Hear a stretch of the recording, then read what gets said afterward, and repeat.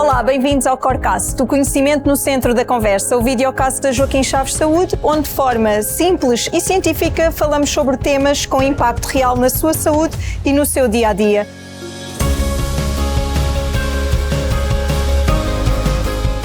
O tema de hoje é extremamente importante. Vamos falar sobre cancro do pulmão. Sabia que o diagnóstico precoce pode alterar por completo o prognóstico desta doença? Sabe quem são os candidatos a rastreio do cancro do pulmão e como é que esse rastreio pode ser executado? E todos os nódulos pulmonares serão fonte de preocupação? Fique connosco para saber mais sobre este tema.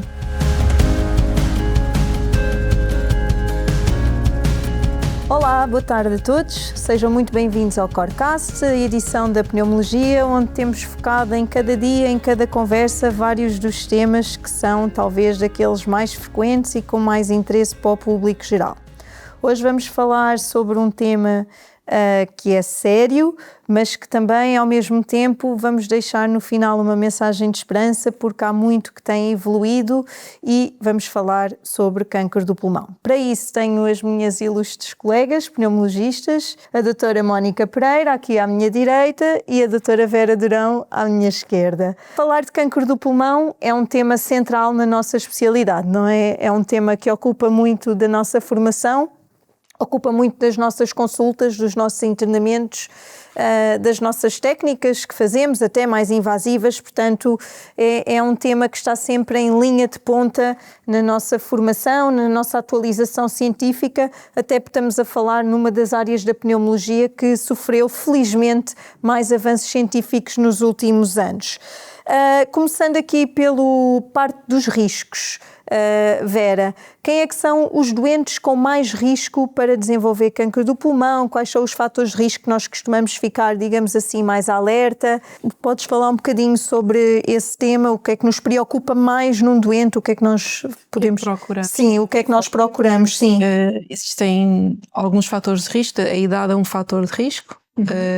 Mas se for um doente, por exemplo, novo, mas com uma história familiar de um familiar direto com história de tumor do pulmão, portanto cancro do pulmão, isso também é relevante. Uma pessoa que tem história de tabagismo é o principal fator a contribuir, como sabemos, e também o tipo de exposições ocupacionais ou ambientais, não é? A exposição a radão, a sílica, portanto são exposições que a pessoa pode ter num contexto profissional ou mesmo até mesmo de passatempo. Sim, de hobby, não é? Existem muitas pessoas que têm hobbies com tintas, diluentes, pinturas, químicos e, portanto, que acaba também por os colocar em risco, às vezes, sem sequer associarem, não é? Portanto, mesmo estas pessoas, não sendo fumadoras, têm um risco aumentado de poderem vir a desenvolver cancro do pulmão. Portanto, são sempre pontos a ter em conta quando avaliamos um doente na consulta. Estes são, sem dúvida, fatores de risco que temos de ter em conta. E doenças prévias também, claro. Sim, doenças prévias também. Principalmente algumas das nossas doenças pulmonares, nós sabemos que predispõem mais os doentes a poderem vir a ter também o cancro do pulmão, que infelizmente, embora os avanços todos, continua a ser uma das neoplasias mais frequentes e que mais mata, não é? O principal fator de risco, e nós tivemos um episódio que gravámos no outro dia sobre tabaco e que deixámos bastante ciente que a melhor forma é tolerância zero, portanto nós não aceitamos nada dentro do pulmão sem ser mesmo o ar, que mesmo assim muitas vezes já não é completamente puro, não é? Isso daria outro podcast do ambiente indoor e do outdoor, mas pronto, vamos deixar para outra altura, mas realmente não fumar que é o grande fator de risco, embora nós sabemos que existem doentes que acabam por desenvolver cancro do pulmão e que nunca fumaram, infelizmente. Portanto, não é... que entra a história familiar, não é? Claro, muitas vezes são casos de famílias que já têm uma história mais complexa ou tiveram algum familiar que morreu cedo e não sabem bem porquê. Exatamente. Portanto, nesses casos existe provavelmente uma predisposição genética, não é? Mais intensa, não é? Que acaba por levar a desenvolver. Ok. Mónica, nós quando queremos, digamos assim, ver mesmo se existe ou não alguma lesão suspeita, há um exame que nós geralmente pedimos, não é? Sim, e, portanto, o exame que nos permite ver a mais pormenor o pulmão é ataque de tórax. Hoje em dia, e pegando aí num tema que tu disseste, que o cancro do pulmão, portanto, ainda é uma das principais causas de morte da Organização Mundial de Saúde, ainda faz parte das 10 principais causas de morte a nível mundial, e portanto isto leva-nos a pensar de que faz sentido implementar um rastreio do cancro do pulmão. Com este objetivo, nós pretendemos encontrar a doença antes de ela manifestar sintomas, para conseguirmos tratar o mais precocemente, melhorar o prognóstico e reduzir a mortalidade. Pronto, este é o nosso objetivo. E aí entra uma opção que nós temos atualmente, que é ataque de tórax de baixa dose. A vantagem é que, como o próprio nome diz, portanto, tem menos radiação do que um ataque de tórax normal. Permite ainda detectar nódulos pequenos, que é aquilo que nós queremos, detectar os nódulos de uma dimensão mais pequena e, portanto, num estado mais precoce de um eventual tumor do pulmão, e é um exame que é rápido de fazer e que não é invasivo. Portanto, é com este objetivo que nós pretendemos chegar a um determinado grupo de doentes para detectar a doença precocemente, de forma a conseguirmos tratar. A quem é que se destina este exame? Aposto que essa era a pergunta a seguir, não é? O rastreio do cancro do pulmão também é uma coisa que está a surgir. Exatamente, não está ainda amplamente aplicado, mas tem vindo a estar a ser já desenvolvido em alguns hospitais, por forma, numa fase seguinte, estar normalizado, como o rastreio de outros tumores que já estão bastante estabelecidos. O cancro da mama, o cancro do cólon, por exemplo, que já têm programas estabelecidos em Portugal. No pulmão estamos a dar os primeiros passos, não é? Porque também estamos a definir quem são os doentes que beneficiam, porque fazer exames a mais depois também pode ser contraproducente, portanto causar mais preocupação ou gerar posteriormente exames em excesso que podiam não ser necessários, e portanto os doentes que podem beneficiar são doentes de alto risco, e os doentes de alto risco, portanto são doentes, os estudos apontam para acima dos 50 anos, entre os 50 e os 80 anos, estudos americanos sugerem esse intervalo de idades, doentes que são fumadores ou ex-fumadores há menos de 15 anos, ou doentes que têm uma carga tabágica que reflete o número de maços de cigarros por ano que a pessoa fuma ao longo da vida. Quando essa carga tabágica é superior a 20, portanto, estes são os doentes que nós consideramos de risco e que podem vir a beneficiar de fazer esse ataque para detectar precocemente uma lesão que eventualmente iria crescer e que, quando pudesse causar sintomas, já estaria numa fase mais avançada. Ok, portanto, aquilo que nós estamos a tentar fazer é selecionar os doentes de risco, ou aqueles que vão ter indicação ou que vão ter mais benefício a entrar num programa de rastreio, porque na verdade nós temos todo o interesse em apanhar esta patologia nos estádios mais iniciais, porque isso pode até mesmo conduzir à cura, não é? Isso. Portanto, o objetivo é esse. O objetivo mesmo é esse. Recebemos muitos doentes na consulta, encaminhados por outros colegas, ou até os doentes vêm-nos procurar por nódulos do pulmão. Às vezes os doentes vêm muito assustados, não é? Porque ou receberam o exame e leram o relatório e vão logo marcar consulta, porque associam muito a palavra nódulo pulmonar, estou com cancro do pulmão. Está muito... mas todos os nódulos, nem todos são efetivamente cancro do pulmão, não é, Vera? Aliás, a maioria até são nódulos benignos, claro, não é? Que não apresentam um risco para o doente. Só para desmistificar aqui um bocadinho, portanto, o nódulo no fundo é uma lesão no pulmão, costuma ser uma pequena lesão, mas pode variar entre uns poucos milímetros e pode ir até aos 3 centímetros. E depois existem características do nódulo que nos podem apontar para um maior risco naquele doente, que é algo que nós também sempre avaliamos, desde o tamanho, desde o aspecto, é um nódulo sólido, subsólido, se tem os bordos regulares ou se tem bordos irregulares, não é? Que é muito típica. A calcificação, sim, também. O tipo de calcificação também pode apontar se é uma coisa mais benigna, porque se for uma calcificação excêntrica poderá ser um bocadinho diferente. E o comportamento do nódulo também é importante ao longo do tempo, como a Mónica tinha referido, portanto, perceber se cresceu e qual foi a velocidade de crescimento do nódulo. Ou se desapareceu, porque muitas vezes nós recebemos doentes que têm nódulos de alguns milímetros ou até poucos centímetros, muitas vezes até tiveram quadros infecciosos recentes e depois nós temos normas, portanto não repetimos destaques de forma aleatória, temos normas internacionais pelas quais nos guiamos para fazer a repetição seriada e depois precisamos desse timing para verificar o que é que aconteceu à lesão. Se desapareceu, se ficou igual ou se infelizmente cresceu, e aí nós teremos que ter outro tipo de abordagem. Sim, no fundo o que a gente faz é tentar conciliar a informação, tanto das características do doente, aqueles fatores de risco que a gente já referiu do doente, características do nódulo, ter em conta também as características e o crescimento e a velocidade de crescimento, e depois tentar perceber se esse doente está dentro daquela, se é um doente de baixo risco, portanto inferior a 5 a 10% de vir a ter cancro do pulmão, não é?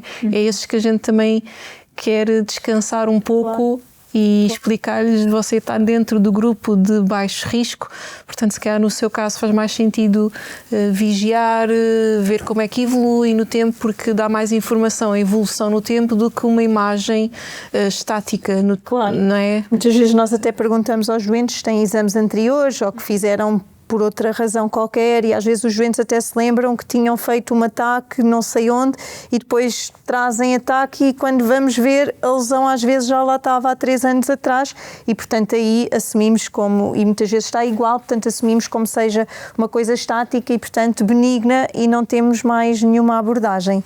Nós na verdade nestas lesões nodulares, quando crescem, deixam-nos em todo, ficamos logo alerta, não é? Como pneumologistas, portanto nós queremos logo avançar com rapidez, não é?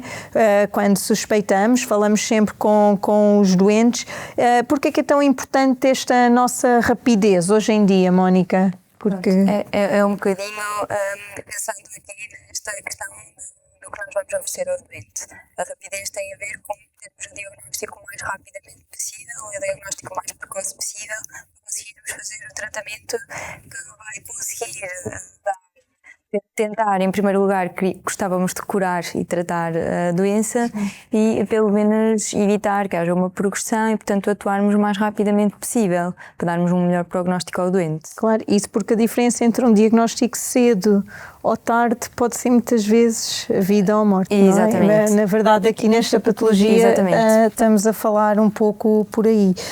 Em termos de exames, eu também não quero entrar muito por aí. Ataque já vimos que é um exame central.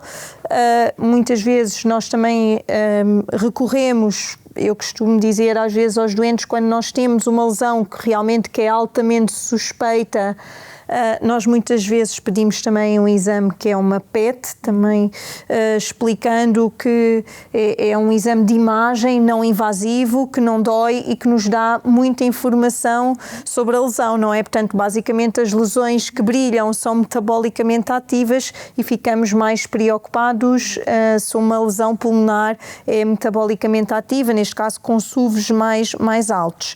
Depois, às vezes precisamos também de fazer alguns exames invasivos para tentar perceber, porque felizmente esta patologia evoluiu imenso e cada vez tratamos mais, não é só o cancro do pulmão, é o tipo histológico de cancro do pulmão. Eu às vezes de uma maneira muito fácil, eu costumo dizer aos doentes que isto é tipo um bolo de chocolate, que nós sabemos que é um bolo por fora, mas lá dentro não sei se é de pão de ló, se é de morango, então é preciso ir ver porque depois o tratamento é diferente. É uma maneira assim um bocadinho gráfica, digamos assim, mas eu acho que as pessoas entendem bem e porque assim se percebe que a partir daí o tratamento e os alvos terapêuticos vão ser muito diferentes. Sim, não é? E é para aí que depois os exames invasivos têm um papel, porque nós precisamos sempre de uma biópsia para saber esse pormenor, para conseguirmos escolher o melhor tratamento para cada caso, porque hoje felizmente estamos com mais ferramentas para oferecer. Claro, nós evoluímos bastante nas técnicas também, temos a broncofibroscopia, não é? Que é basicamente um tubinho, para explicar às pessoas que não saibam, que tem uma câmara na ponta, esse tubinho na grande maioria das vezes entra pelo nariz, e depois tem a câmara e permite ir até à lesão e viajar, digamos assim, sempre pela via aérea. E temos também outras técnicas mais recentes, como o EBUS, que permite também um estudo mais específico e até estadiar, não é, nas adenopatias. Em termos de estadiamento, portanto, só para explicar às pessoas, nós temos então uma lesão suspeita, nós temos a TAC, que mostra as dimensões, a parte anatómica da lesão, temos a PET, que mostra aquela lesão em específico, se é suspeita, e também tem a grande vantagem de fazer uma análise do corpo total, não é? E, portanto, permite ver se a doença está localizada somente no pulmão ou se expandiu para outras áreas. A PET é um exame muito curioso, porque há uma área do corpo que vocês sabem que não dá para ver qual é que é. É o cérebro, né? Porque o cérebro pinta e ninguém tem tumor no cérebro ao mesmo tempo. Isso tem mesmo a ver com a atividade metabólica e, portanto, é muito frequente nós pedimos adicionalmente ataque de crânio ou ressonância de crânio também para estadiar. O estadiamento, portanto, que nos permite fazer o prognóstico, o objetivo é fazermos o prognóstico e conta, se calhar só realçar, conta o tamanho da lesão e o envolvimento ou não de gânglios linfáticos ou outros órgãos fora do pulmão ou até o pulmão contralateral. Claro. Que é esse o nosso objetivo de fazer o estadiamento, não é? Porque temos opções depois terapêuticas em função desse estadiamento. Os estadiamentos também são importantes serem rápidos, não é? Nós ficamos sempre a seguir muito de perto estes doentes, porque queremos efetivamente, quando detectamos uma lesão suspeita, ter um estadiamento rápido, porque estadiamentos mais precoces alteram por completo o prognóstico do doente. No fundo, não queremos perder o timing, não é? Exatamente, sim. Até porque muitas vezes, e infelizmente, como o rastreio também ainda não está estabelecido, nós perdemos o timing na altura do diagnóstico, não é? Porque o cancro do pulmão pode ser silencioso, ou seja, pode não dar sintomas durante muito tempo e os sintomas também não são propriamente específicos, não há um sintoma que seja específico do cancro do pulmão, não é? O doente pode ter tosse, pode ter falta de ar, em alguns casos pode ter sintomas um bocadinho mais alarmantes, como a perda de sangue quando o doente tosse, a perda de peso, mas são sintomas que se calhar numa fase inicial não levam o doente logo a procurar ajuda médica ou que se podem prolongar durante algum tempo e durante esse tempo também o tumor vai crescer, vai invadir outros órgãos e portanto nós já perdemos esse timing muitas vezes. Se for um nódulo muito pequenino, muito periférico no pulmão, durante muito tempo pode não existir nenhum sintoma. Em termos dos sintomas que às vezes as pessoas procuram na consulta, também é comum ou relativamente comum às vezes por dor torácica virem à consulta e às vezes vem, eu tenho esta dor há um tempo, estou com medo de ter um cancro do pulmão, não é? O cancro do pulmão é às vezes traiçoeiro em termos de sintomas e a apresentação com dor torácica, embora não seja completamente impossível, não é de todo a mais frequente, não é? Pronto, dizer também aqui que, pronto, se descartaram a parte cardíaca, se está tudo bem, a caixa torácica também tem vários músculos, costelas, nervos e, portanto, na grande maioria das vezes essas dores podem ser musculoesqueléticas e não significa automaticamente que tenham um cancro no pulmão. Nós às vezes também perguntamos algumas coisas e que nos deixam assim, é se perdeu peso, não é? Porque efetivamente quando os doentes nos dizem que a roupa está mais larga e temos uma lesão suspeita, nós ficamos de alguma maneira um pouco mais preocupadas e mais alerta. Eu acho que estamos numa era de grande avanço e acho que hoje em dia conseguimos fazer coisas fantásticas numa doença que se calhar há cerca de 10, 15 anos era altamente letal. Nós estamos a conseguir transformar uma doença letal numa doença quase crónica, não é? Que conseguimos gerir e muitas vezes, felizmente, os nossos doentes acabam por falecer de outras patologias e de outras intercorrências e não propriamente dito do seu cancro do pulmão que fica controlado. Uma questão muito importante na abordagem do cancro do pulmão é que não se centra somente no pneumologista, portanto nós trabalhamos nesta patologia com uma equipa multidisciplinar e que é obrigatório e que deve ser oferecido em todas as decisões nos doentes.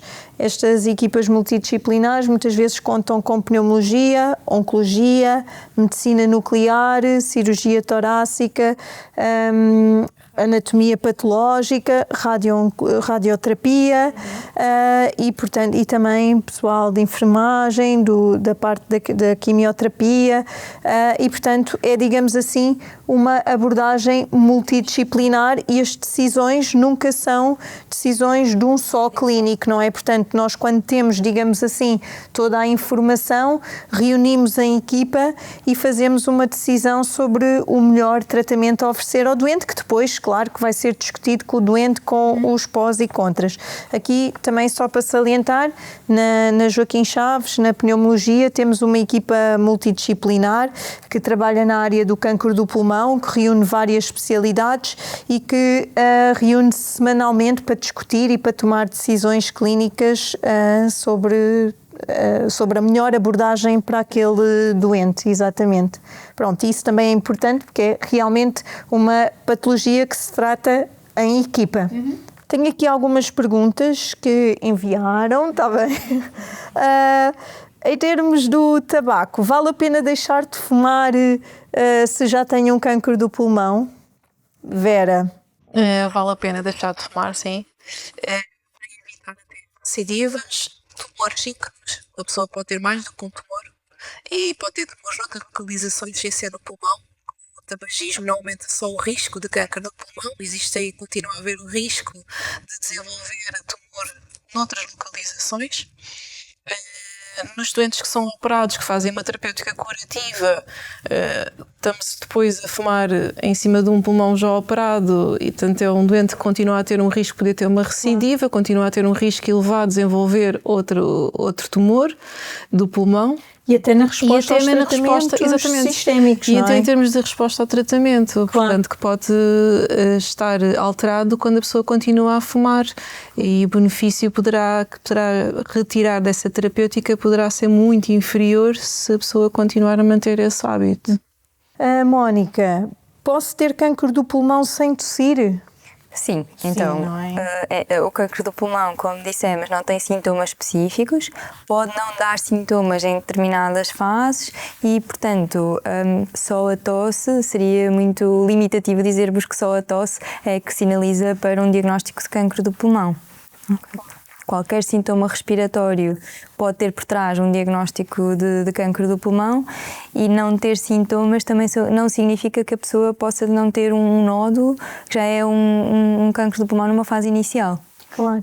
E até há que salientar que existem muitos que são completamente assintomáticos, Exatamente. que são os achados que Exatamente. nós acabamos ter. Portanto, não é assim tão pouco frequente um doente que foi fazer um ataque ou, por exemplo, até um exame cardíaco por outra questão qualquer, um exame de imagem e, por acaso, detectou-se a lesão pulmonar e, portanto, acaba por ser no meio do azar uma sorte, porque geralmente são apanhados em estadios cirúrgicos. Estava-me a lembrar de um caso de um senhor que caiu de um escadote e, portanto, fez uma fratura ali traumática da coluna e, para avaliar nesse sentido, fez um ataque e acabou por se detectar o nódulo, que não tinha qualquer sintoma. Portanto, era uma pessoa que estava completamente ativa e pronto. De qualquer forma, eu também acho que há aqui que dizer que há sempre o corpo, eu acho que ao fim de um tempo, é claro que manda sempre sinais e sintomas, mas nós também devemos estar alerta para os sinais e sintomas e também não desvalorizar.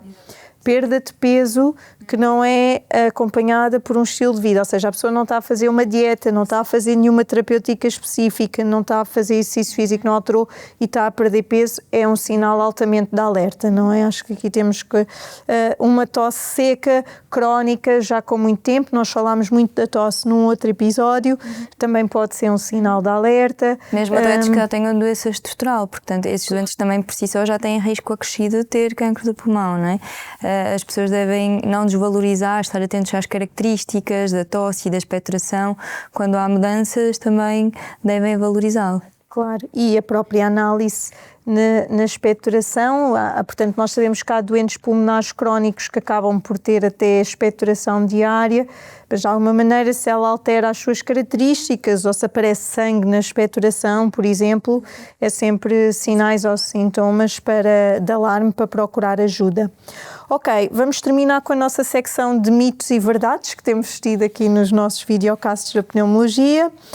Então, vou começar por ti, Vera. Se não tenho sintomas, não preciso de me preocupar. Estamos a falar de cancro do pulmão agora. Mas não doente que nos vem à consulta. Pois, tenho que te dar um contexto, tens toda a razão. Portanto, um doente fumador, vamos colocar assim, um fumador de um maço por dia, de 20 cigarros por dia. Se não tem sintomas, não precisa de se preocupar. Não, porque, ou claro, seja, convém logo, não é? Convém-se, é assim, logo pelo início, por causa do tabagismo em si, já existe uma preocupação, não é? Existe um aumento do risco cardiovascular, existe um aumento do risco de desenvolver doenças respiratórias crónicas e, claro, existe um aumento do risco de desenvolver tumor maligno do pulmão, cancro do pulmão. E como nós dissemos, aliás, um dos motivos por que foram implementados os programas de rastreio, exatamente porque a maior parte dos tumores do pulmão, do cancro do pulmão, era diagnosticado sempre numa fase muito avançada, porque o pulmão não dá sintomas, não dá dor, não tem grandes sensores, não tem grandes sensores, só quando se aproxima mais da pleura é que pode dar ali um bocadinho de dor torácica. A pleura, que é aquela capinha que reveste. Exatamente, ou quando se aproxima dos brônquios é que pode dar tosse. Portanto, quando está ali no meio, é um território com muito poucos sensores. Exatamente, portanto, o doente pode não ter sintomas nenhuns e tem um fator de risco, que é o principal que nós falámos aqui, que é o tabagismo. Claro, portanto, é sempre que, se tiver indicação, quando houver os programas de rastreio e se for convidado a tal, se for candidato, deverá participar, mesmo que não tenha sintomas. Ok, já falámos um pouco sobre isto também, mas para clarificar, Mónica, nódulo pulmonar é cancro? Não, não é sempre cancro, está bem? Podem ser benignos, pode ser em contexto infeccioso, portanto não é sempre igual a cancro. Ok, boa. Aqui só para salientar, porque eu acho que vale a pena sempre voltar a esta questão, se já fumei muitos anos, já não vale a pena parar? Vale a pena parar, até porque o risco diminui, portanto, lá está, por isso é que um dos critérios é os ex-fumadores há menos de 15 anos, não é? Porque exatamente se verifica que ao longo do tempo existe uma redução progressiva depois do risco. Ok.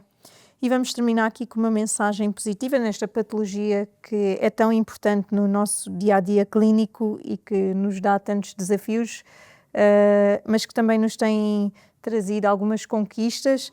Este cancro do pulmão hoje é igual ao que era antigamente? Pronto, sabemos que não, porque hoje em dia, felizmente, já temos mais opções terapêuticas para oferecer aos doentes e dentro dessas opções terapêuticas também há opções com menos efeitos laterais e que, portanto, também estão associadas a maior qualidade de vida. Portanto, não é só viver mais tempo, é também viver com qualidade.